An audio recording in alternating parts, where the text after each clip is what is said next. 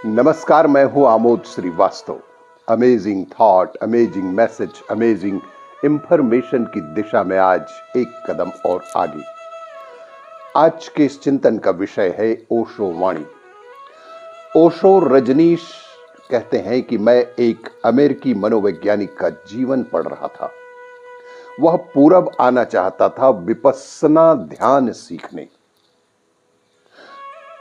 तो बर्मा में सबसे बड़ा विपस्सना का स्कूल है बौद्धों के ध्यान का।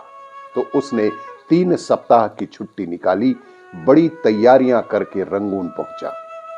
बड़ी कल्पनाएं थीं, बड़ी कल्पनाएं लेकर वह पहुंचा था कि किसी पहाड़ की तलहटी में, किसी घने वृक्षों की छाया में, कि झरने बहते होंगे, कि पक्षी कलरव करते होंगे, कि फूल खिले होंगे।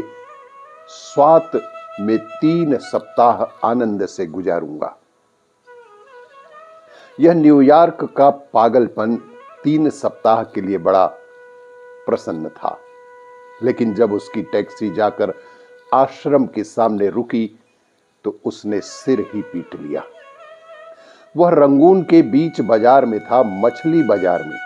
बास ही बास, बदबू ही बदबू, उपद्रव ही उपद्रव, सब तरह के शोरगुल, और मक्खियां भिनभिना रही हैं, और कुत्ते भौंक रहे हैं, और आदमी सौदा कर रहे हैं, और स्त्रियां भागी जा रही हैं, और बच्चे चीख चिल्ला रहे हैं।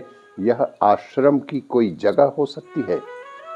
उसके मन में तो हुआ कि इसी वक्त सीधा वह वापस लौट जाए, लेकिन 3 दिन तक कोई लौटने के लिए हवाई जहाज भी तो न था।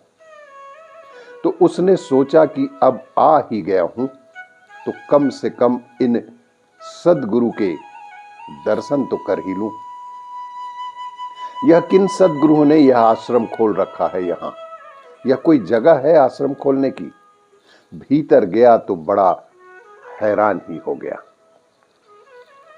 सांझ का वक्त था और कोई 200 कौवे आश्रम पर लौट रहे थे, क्योंकि सांझ को बौद्ध भिक्षु भोजन करके उनको कुछ फेंक देते होंगे, चावल या कुछ और। तो वे सब वहां बड़ा शोरगुल, कौवे महाराजनीतिज्ञ बड़े विवाद में लगे, शास्त्रार्थ चल रहा है, और कौवे तो शिकायत ही करते रहते हैं। उनको कभी किसी चीज से शांति तो मिल नहीं सकती। कौवों को कहां किसी चीज से शांति मिलती है? भ्रष्ट योगी है, शिकायत उनका धंधा है।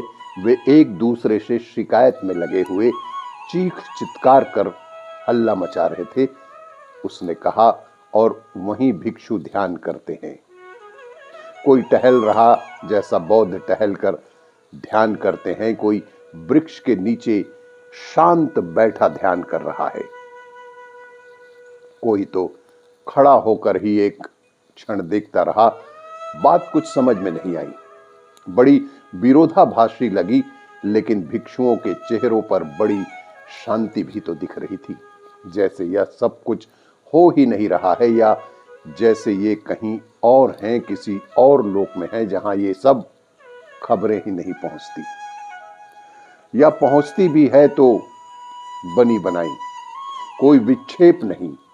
इन भिक्षुओं के चेहरों को देखकर उसने सोचा 3 दिन तो रुक ही जाऊं। वह गुरु के पास गया तो गुरु से उसने यही कहा कि यह क्या मामला है, यह कहां जगह चुनी आपने? तो गुरु ने कहा, रुको, 3 सप्ताह बाद अगर तुम फिर यही प्रश्न पूछोगे तो उत्तर दूंगा, वरना नहीं।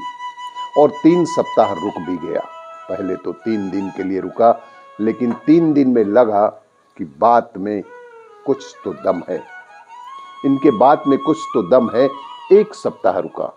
1 सप्ताह रुका तो पता चला कि धीरे धीरे यह बात कुछ अर्थ नहीं रखती, कि बाजार में शोरगुल हो रहा है, ट्रक जा रहे हैं, कारें दौड़ रही हैं, कौवे कांव कांव कर रहे, कुत्ते भौंक रहे, मक्खियां भिनभिना रही, ये सब बातें कुछ अर्थ नहीं रखती। तुम कहीं दूर लोक में जाने लगे, तुम कहीं भीतर उतरने लगे, कोई चीज अटकाव नहीं बनती।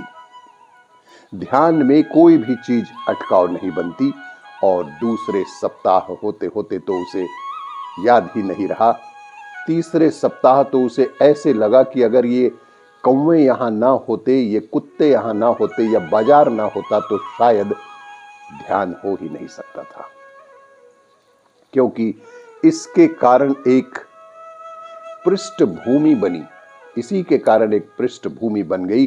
तब उसने गुरु को कहा कि मुझे क्षमा करें, मैं जो शिकायत की थी वह ठीक नहीं थी, वह मेरी जल्दबाजी थी, मैं आपसे इस हेतु क्षमा मांगता हूं।